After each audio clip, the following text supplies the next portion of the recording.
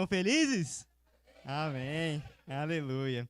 Glória a Deus. Eu gostaria que vocês abrissem comigo lá em Gênesis 29, versículo 10.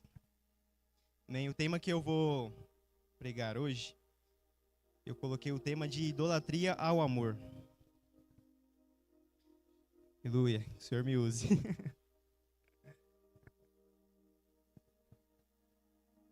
Aleluia. Quem abriu, dá um glória a Deus, hein? Quem não abriu, diga aleluia. Foram poucos. Mas amém. Acompanha comigo aqui, pra gente ganhar tempo. O pastor disse que eu tenho 2 horas para pregar, né, pastor? Amém. Amém. Vamos lá a palavra do Senhor.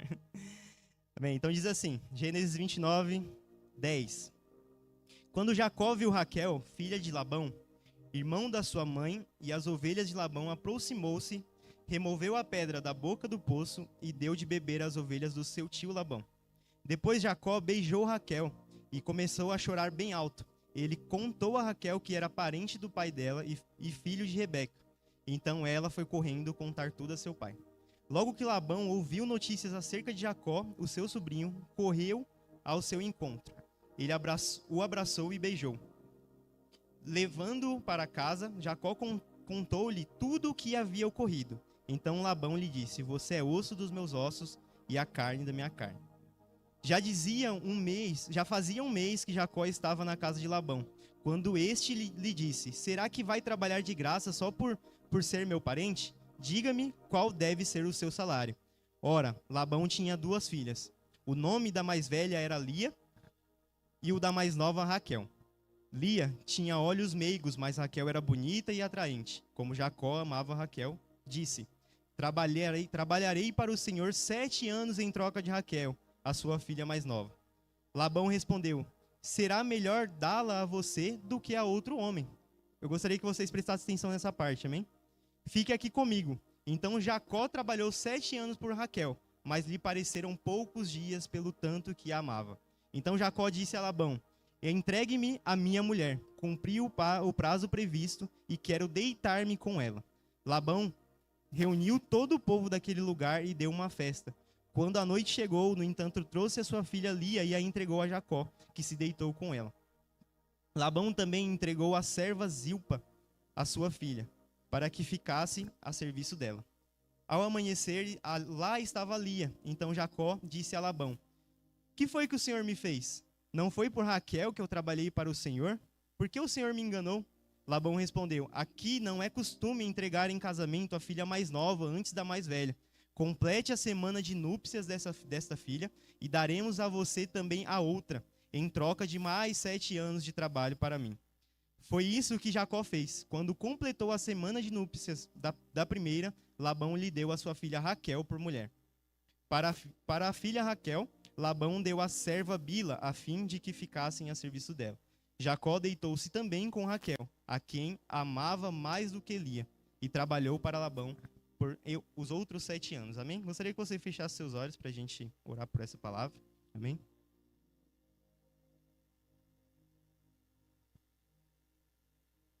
Amém. Pai, em nome de Jesus, eu oro nessa noite, Pai, para que o Senhor abra os nossos corações e abra os nossos olhos, nossos ouvidos espirituais, Jesus. Pai, nós sabemos que a Tua palavra é como espada de 2 gumes, Pai. Então eu oro para que o Senhor separe de fato, Pai, juntas de medulas, espírito da alma, e que em nome de Jesus nós não venhamos ser apenas ouvintes da Tua palavra, Pai, mas sermos praticantes. Pai, que nessa noite eu venha ser boca Tua, Senhor Jesus, para que flua do Espírito vida, e em nome de Jesus nós venhamos ser transformados pela Tua palavra. Amém. Aleluia. Bem, como eu disse, o tema da minha palavra é idolatria ao amor. E, primeiro de tudo, eu gostaria de informar a vocês o significado de idolatria, né? Idolatria é você ter um amor excessivo e uma admiração excessiva, exagerada por algo ou alguém, né? E quando a gente fala, geralmente, de idolatria, o que vem à nossa mente é automaticamente um santuário, né? Uma imagem, pessoas se prostrando, né, naquele lugar, adorando algo, né? Entregando a vida para algo. Só que a Bíblia, ela nos mostra que ao longo do tempo, o povo, né, o humano em si, ele tem uma capacidade enorme de criar ídolos, né? Todos conhecem aquela história de Moisés. Moisés vai para o monte né, orar, falar com Deus, e aí passa pouco tempo, o que a galera faz? Cria um bezerro de ouro para adorar. Né? Então as pessoas, elas são passíveis e suscetíveis a criar ídolos. Né? E isso não é diferente na nossa vida. Né? Nós estamos também passíveis a isso. Né? Porque existem ídolos diferentes. Ídolos não são somente imagens, não são somente criaturas que as pessoas criam. Mas a gente pode criar ídolos no nosso coração. E é sobre isso que eu quero falar. Né? Toda cultura, basicamente, ela cria os seus ídolos. Né? Então, se você pegar e for lá para a Grécia, para a Índia, eles vão ter os ídolos, certo? E geralmente esses ídolos, eles têm o mesmo intuito. Tem um ídolo lá da Índia, tem um ídolo da Grécia que é sobre o dinheiro, tem o ídolo da Grécia e o ídolo da Índia que é sobre amor. Né? Então sempre tem um ídolo, mas a diferença entre nós e eles é que eles dão nomes para esses ídolos. Mas ainda a gente não tem esse costume de dar nome, mas ainda assim a gente continua adorando algumas coisas, né? E isso é tão claro na nossa vida, né, que de fato a nossa cultura, a nossa sociedade, se vocês pararem para perceber, ela está envolta do amor. Quantas canções a gente tem de amor? Sertanejo, sofrência, não é verdade? Para quem gosta de dorama aí é só amor, amor e paixão, né? Até as nossas obras teatrais, elas falam de amor. Quem conhece a obra de Shakespeare, o famoso Romeu e Julieta? Quem conhece? Todo mundo conhece, né? Essa obra, ela também se trata de amor, né? E aí, automaticamente, as pessoas, né, a sociedade, ela prega o tempo todo sobre um amor romântico, do qual não é aquilo que Deus quer para nós. É um amor do qual a gente se entrega sem perceber. A gente tem dobrado o nosso coração, se curvado o nosso coração para algo, como se a nossa vida dependesse daquilo. Né? Então, até usando esse exemplo de Romeu e Julieta, o que acontece com eles? Né? Quando eles não podem ficar juntos, eles se matam por amor, porque eles não podem ficar juntos. Então, existe uma necessidade de sempre, né, ter esse amor, essa aprovação de alguém. Né? E isso tem acontecido ao longo do tempo. Né? Então, existem, de fato, deuses na nossa sociedade que a gente vem criando, né? E, de fato, talvez a gente não tenha, né, circunvado algo que tenha nome. Mas eu gostaria de fazer até um paralelo aqui para vocês entenderem do que se tratam esses deuses dos nossos corações. Né? Lá na Grécia tem um deus chamado de Ártemis. Esse deus, ele é o deus do dinheiro. E o que o deus do dinheiro ele requer? Sacrifícios. Sacrifícios de sangue. Né? E aí a gente não tem uma adoração ao deus Ártemis, mas por muitas vezes a gente sacrifica a nossa família. A gente se dobra a esse deus dinheiro, a esse deus sucesso, e a gente abandona a nossa família, abandona nossos filhos e abandona, consequentemente, a igreja. Eu tenho conversado com o pastor e a gente sempre fala isso, que sempre o primeiro que sofre é quem? A igreja. Né? É o seu ministério, é a obra do qual Deus colocou você. Né? Então, você já deve ter pensado aí, né, automaticamente, pessoas que trocaram ao Senhor porque arrumam um trabalho, não é verdade? Porque deuses, eles estão em volta da gente. Também na Grécia, existe uma deusa chamada de Afrodite, que é a deusa da beleza e a deusa do amor. Né? Novamente, talvez a gente não tenha se dobrado, né, a dizer, eu adoro a Afrodite, mas existem muitas pessoas que sacrificam por ela. Né, onde, né, a beleza ela é suficiente. Se eu não for belo, eu estou perdido. Se eu não tenho a beleza que o mundo colocou como padrão, eu estou perdido. Eu sou triste, nada é suficiente para mim. Né? E o Deus, ele toma conta da nossa vida assim, aos poucos. É algo que nos faz curvar o nosso coração ao ponto de dizer, eu não tenho uma vida suficiente se eu não tiver aquilo. Às vezes eu uso a academia para dizer que aquilo é um vício para mim. É muito bom, não estou dizendo que você não tem que fazer, faça exercício, amém? Mas, por muitas vezes a gente troca isso aqui por um Deus poderoso, por um Deus e único Deus que poderia nos dar uma satisfação completa. Né? Então a gente tem buscado isso. E no amor não é diferente. Né? A deusa que eu comentei, a Afrodite, ela também é assim, ela é adorada. E aí, se vocês forem ler Coríntio, por exemplo, Paulo, ele lutou ferrenhamente contra isso. É uma das deusas que eram adoradas na Grécia, né? Ali naquele momento que ele vai pregar.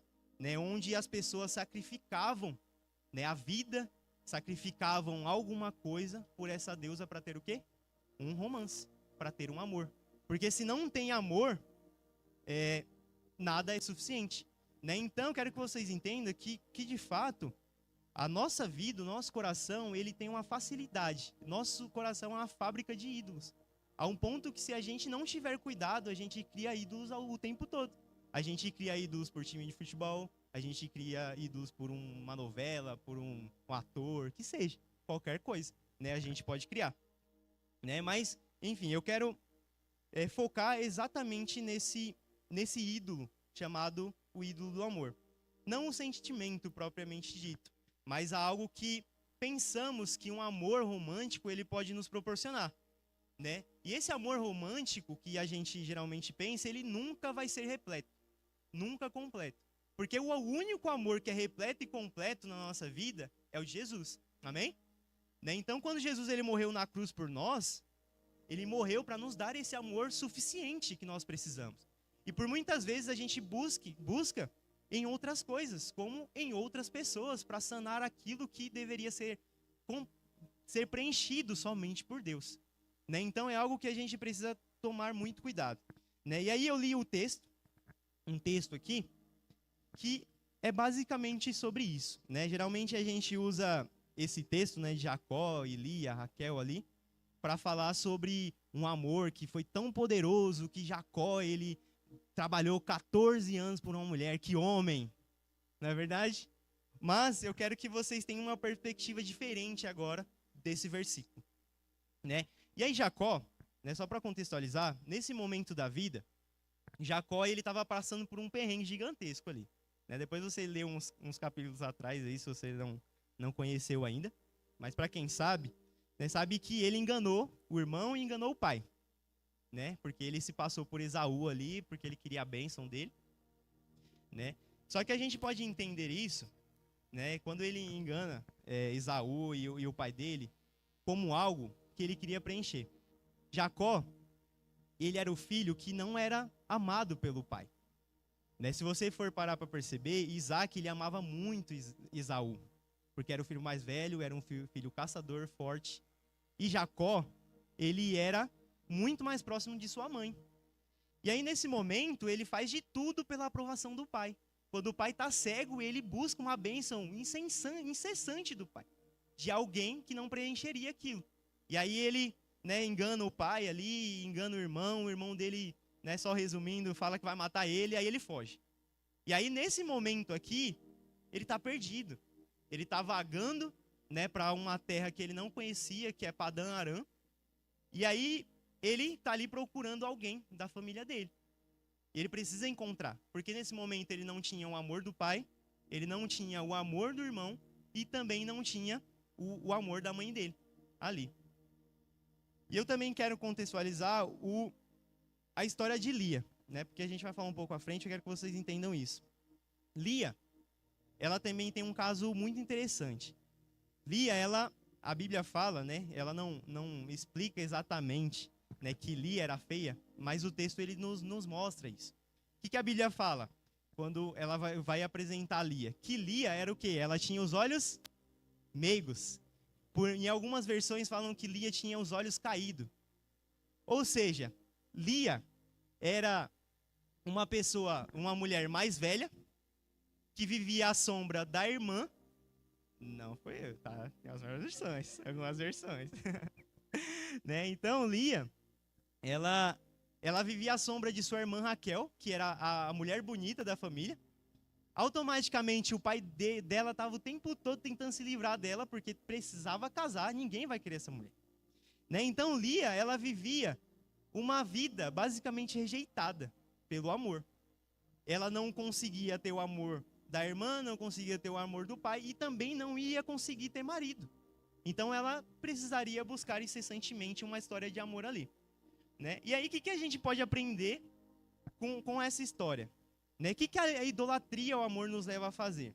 Né? O primeiro ponto que eu quero abordar aqui é que a idolatria ao amor nos leva a ser facilmente enganado pelo diabo. Amém? Fala pro seu irmão aí, facilmente enganado pelo diabo. Aleluia. Antigamente, os casamentos, eles eram feitos basicamente por arranjo, né? Todo mundo sabe aí, né? O pai conhecia a mulher ali, né? E ela tinha parente, e se juntava e casava. Mas Jacó, a Bíblia nos mostra que Jacó, ele estava perdidamente assim, por amor por Raquel. Ele estava cego por Raquel, né? E aí acontece uma coisa interessante. Ele é enganado por Labão, né? Que foi o que a gente leu. Só que lá em Gênesis 29, 19, não mostra em nenhum momento que Labão falou para Jacó que daria a Raquel. Quando Jacó ele pega e fala assim, eu quero me casar com a sua filha, qual que é a resposta de Labão? Seria bom que se casasse com minha filha. E ponto. Uma resposta vaga, uma resposta que não era sobre Raquel, porque Labão ele já tinha tramado algo que poderia destruir o coração de Jacó ali. Né? Então, de fato, tudo que Labão ele queria fazer naquele momento era casar a filha mais velha. Porque era algo que precisava acontecer para ele receber um dote, para receber o, né, para chegar e em algum momento casar Raquel também, né? Só que Jacó, por estar perdidamente apaixonado e por ter essa idolatria ao amor, ele foi enganado, né? E aí, por cima, é engraçado, só um parênteses aqui, que Jacó ele é enganado, mas ele enganou antes. E aí ele fica bravo que ele foi enganado, né? Mas ele cometeu a mesma coisa. Depois vocês lêem um pouco lá e basicamente Lia, né, passa isso na cara dele. Mas você não fez isso com seu pai também? Né? Ou seja, ele ainda ficou bravo porque foi enganado. E muitas vezes a gente é assim também.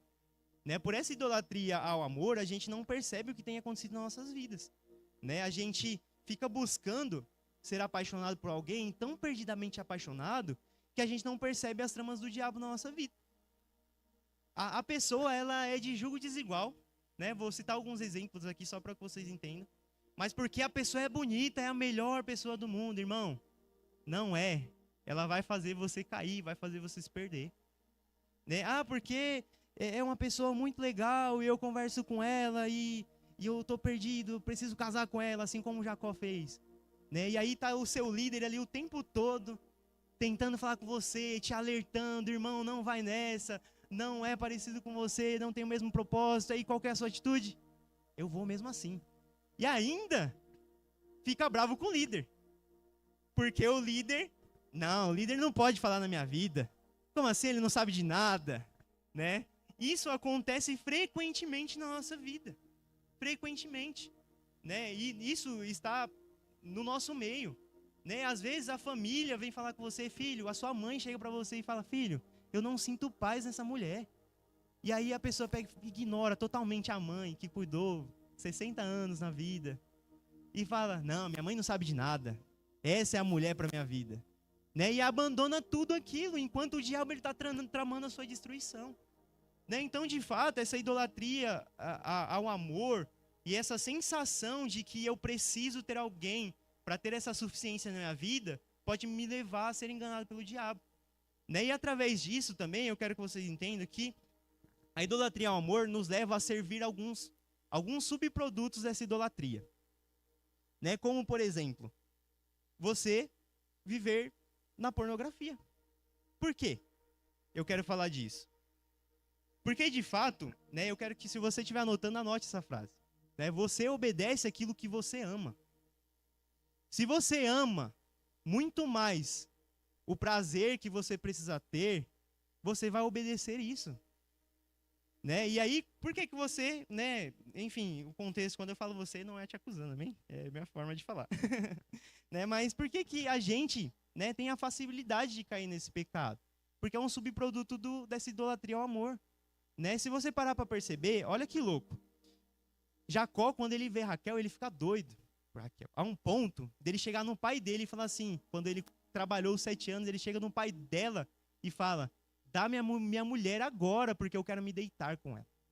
Imagine agora você chegando para um pai falando isso. Ou você como um pai recebendo isso de alguém. O que acontece? Dá vontade de dar um soco nesse rapaz, não é? E isso Né? Isso a gente leva também, sabe, a consumir muitas vezes pornografia e masturbação. Porque a gente acha que aquele momento de prazer vai suprir essa carência que a gente tem, vai suprir, de fato, esse vazio que a gente tem, só que isso é momentâneo, amém? Então, a gente precisa tomar muito cuidado com isso, porque o diabo ele quer destruir, ele quer matar a sua vida. Enquanto a gente não entender isso, que a gente precisa tirar toda a idolatria do prazer, sabe? A idolatria da paixão do nosso coração, a gente vai continuar permanecendo nos mesmos erros. Vai continuar buscando, sabe, estar com alguém que não é para você estar, uma pessoa que não tem o mesmo propósito que você, uma pessoa que nem está na igreja, uma pessoa que nem cultua o Senhor por causa de uma idolatria. Amém? Então a gente precisa rapidamente nos livrar disso, para não cair na cilada do diabo. Segundo ponto, é que a idolatria ao amor faz a gente ficar cego e fazer coisas impulsivas. A palavra de Deus nos mostra que Jacó, ele trabalhou 7 anos, né? E aí depois ele foi enganado e ele trabalhou mais 7 anos por Raquel. Ou seja, ele trabalhou 14 anos para poder ter uma mulher só. Uma mulher que ele desejava muito. Naquela época, um dote normal, né, de homem, da salário, era 3 anos de salário. Ele decidiu trabalhar 11 anos de salário por uma mulher, porque ele estava perdidamente apaixonado por ela, né? E talvez até pelo corpo dela. E isso, né, não é normal, porque a idolatria, gente, nos leva a viver como viciados, onde a gente fica cego e mudo por tudo aquilo que está acontecendo à nossa volta, né? E Jacó, ele estava assim. Talvez até apareceu alguns amigos de Jacó e falou assim: Jacó, meu Deus, você vai trabalhar 7 anos por uma mulher. Tem outras mulheres bonitas aí de Deus que você poderia trabalhar 3 anos. Que loucura é essa? Mas ele queria, porque ele tinha uma idolatria no amor no coração dele, né? Então isso não nos faz, de fato, ficar cego e a gente não ouve mais ninguém. Às vezes chega o pastor para conversar com você e falar: filho, para com isso, você tá indo lá pro Brás, você não tem nem dinheiro para buscar a menina, né? Mas você vai, e aí, irmão, não, o pastor não sabe de nada, eu tenho que buscar ela porque eu tenho que ser cavalheiro, né? Ou seja, a idolatria ao amor, ele, de fato, ele vai requerer alguma coisa na nossa vida. E por muitas vezes isso, ele requer a nossa felicidade, a nossa esperança. Porque a gente vai achar que somente estando com essa pessoa e somente, né, vivendo por essa pessoa a gente vai ser feliz, né? E isso de fato vai nos levar a fazer coisas loucas, coisas impulsivas, né? Como, por exemplo, abandonar o Senhor por causa de uma pessoa, né? E aí a gente vive numa carência que a gente não consegue se livrar. É mensagem aqui, mensagem lá. E aí o líder fala com você, fala: não tá certo, para de conversar 1h da manhã, né? E aí, não, meu líder tá errado de novo.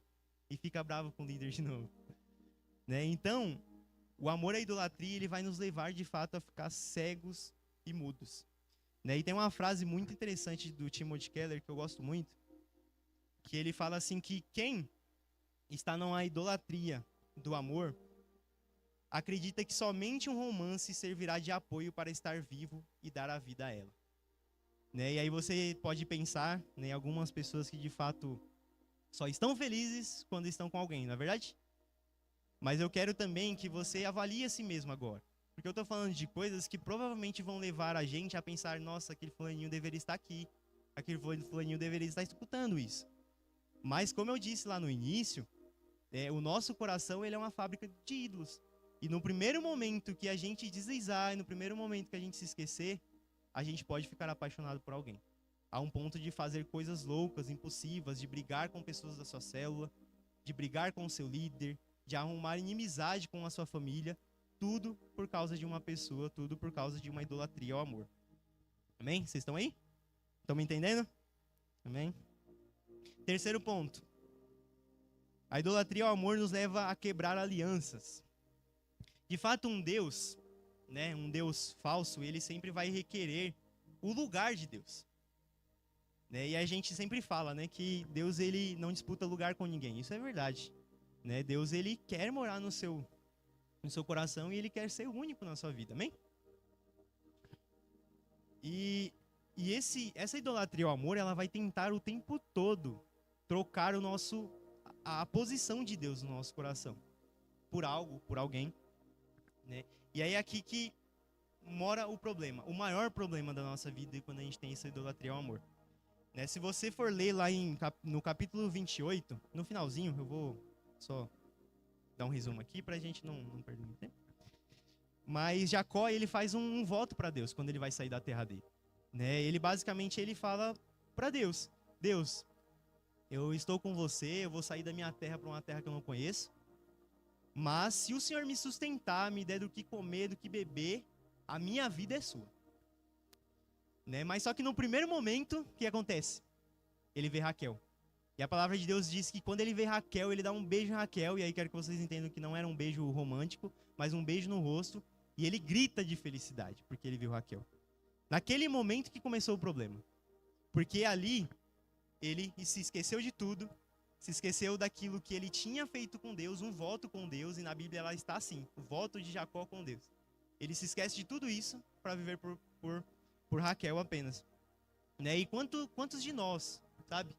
A gente chega aqui, passou durante o tempo das nossas vidas, né? E seminários como esse, ou encontros com Deus, que seja.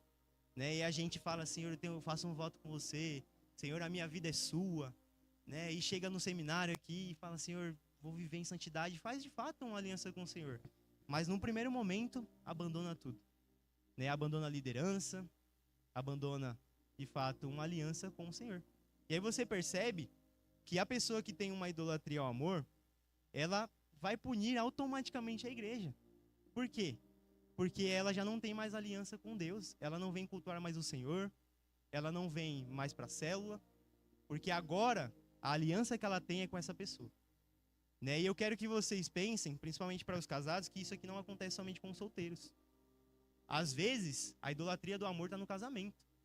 Onde a pessoa ela abandona Deus, abandona o culto, abandona a igreja, abandona o ministério, abandona a liderança, abandona tudo, porque agora casou. Casamento não é desculpa para a gente parar de servir ao Senhor, muito pelo contrário. Amém? É muito pelo contrário. É muito mais para a gente ser como referência para os jovens solteiros. Amém? Então, essa idolatria no amor, ela faz de fato a gente se esquecer daquilo que a gente conversou com Deus, daquilo que a gente falou com o Senhor um ano atrás.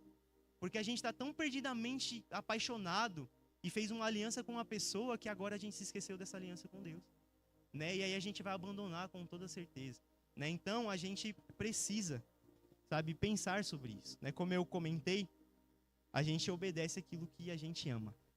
E a partir do momento que a gente abandona Jesus por alguém, por amor, porque eu preciso servir muito mais a minha esposa, ou né, para quem é mulher, o marido, eu preciso servir muito mais o meu namorado, o meu corte, que seja por causa desse amor, quer dizer que naturalmente eu não amo a Deus.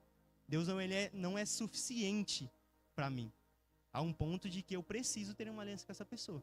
E aí é que mora um problemão, porque a gente pode entrar em relacionamentos abusivos, né? Porque se eu perder essa pessoa, eu perco a vida.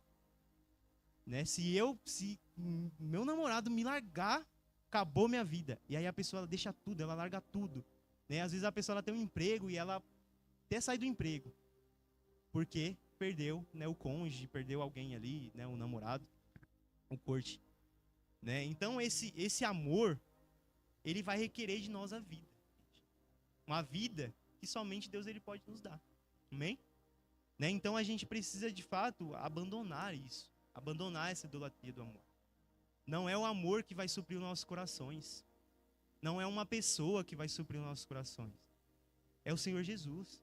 Será que Jesus ele não é suficiente para que a gente possa, né? É claro que podem pensar, nossa, mas você é casado, tudo mais fácil para você. Mas será que Deus ele não é tão suficiente para que a gente possa guardar o nosso coração, guardar a nossa vida? Sabe? Isso tem que perpetuar nossos corações. Deus ele é sim suficiente. E se ele não é suficiente agora, sabe, a gente precisa orar e clamar ao Senhor. E ser sincero diante do Senhor. Deus, eu tenho uma aliança com você. E não importa se aparecer um soldado de cavalo branco aqui, eu não vou querer. Porque eu tenho uma aliança com o Senhor. Não importa se eu tenho 30, 40 anos e ainda não me casei e ainda estou esperando no Senhor. Né? Eu não vou me render, eu não vou largar tudo que eu tenho aqui por causa de uma pessoa. Né? Eu estou falando isso porque às vezes a gente está passando muito tempo, né? E aí está solteiro e aí a gente acha que não vai, né, se encontrar com alguém e tudo mais.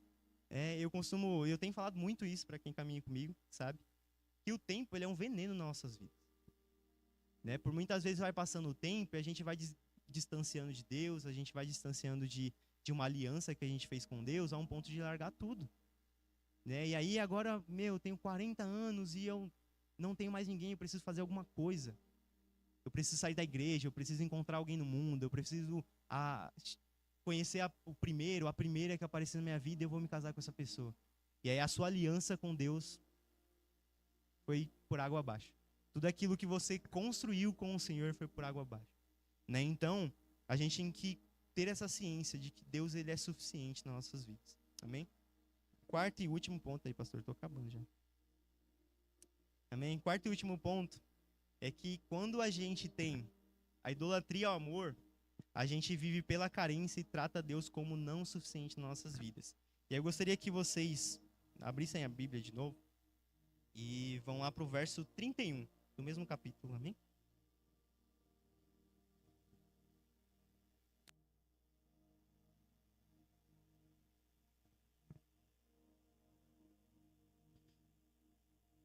E eu quero que vocês percebam algo muito interessante aqui sobre a carência de Lia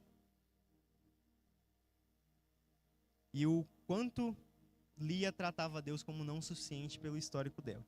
A palavra de Deus diz assim, ó, versos 29 e 31. Quando o Senhor viu que Lia era desprezada, tornou-a fértil. Raquel, porém, era estéril. Lia engravidou, deu à luz a um filho e deu-lhe o nome de Ruben, pois dizia: o Senhor viu a minha miséria, agora certamente o meu marido me amará. Então, Lia aqui, ela começou um processo de idolatria ao amor. Ela só se sentia suficiente quando, de fato, Jacó, né, se Jacó amasse ela. Né? E aí perceba, o verso 33. Lia engravidou de novo e quando deu à luz a outro filho, disse: porque o Senhor ouviu que eu sou desprezada, deu-me também este, por isso deu-lhe o nome Simeão. Né? Então ela começou até a falar, eu sou desprezada. Mas ela não era desprezada. Muito pelo contrário, Deus amava ela. Né? E a idolatria ao amor, ela faz isso com a gente. Ela faz a gente buscar, né, suprir esse vazio em alguém. Quando essa pessoa ela nos abandona, o que acontece? Eu sou desprezado. Ninguém presta no mundo, né? E aí pode acabar com algo que Deus ele tem maravilhoso para sua vida, né? E eu conheço pessoas que ficam nessa, que teve uma vida talvez frustrada. E aí depois de um tempo, porque, né, tentou várias vezes, depois de um tempo, e aí o que a pessoa fala? Eu não quero mais entrar em corte, eu não quero casar, não sei o quê. Quem já ouviu falar isso? Eu já ouvi. Mas na verdade isso revela o nosso coração. Que a gente é tão apegado a esse ídolo amor que a gente quer fugir dele. Porque a gente acha que nunca mais vai suprir ele. Né? Então acontece isso, eu começo a me culpar e culpar os outros. E foi o que Lia estava fazendo aqui. 34. De novo, engravidou e quando deu à luz mais um filho, disse: agora finalmente o meu marido se apegará a mim, porque já lhe dei 3 filhos. Ou seja, ela ainda continuava numa busca incessante e carente que o marido dela amasse ela. Enquanto o marido dela não amasse ela, não seria feliz. Né? Mas aqui, no último verso aqui, acontece algo poderoso, que é algo que a Bíblia ela quer nos levar a entender e que a gente viva, amém? No 35 diz assim: engravidou ainda outra vez, e quando deu à luz mais outro filho, disse: desta vez louvarei ao Senhor. Por isso deu-lhe o nome de Judá. Depois disso parou de ter filhos. Perceba, ela parou de ter filhos nesse momento. Porque ela não precisava de filhos. Não era isso.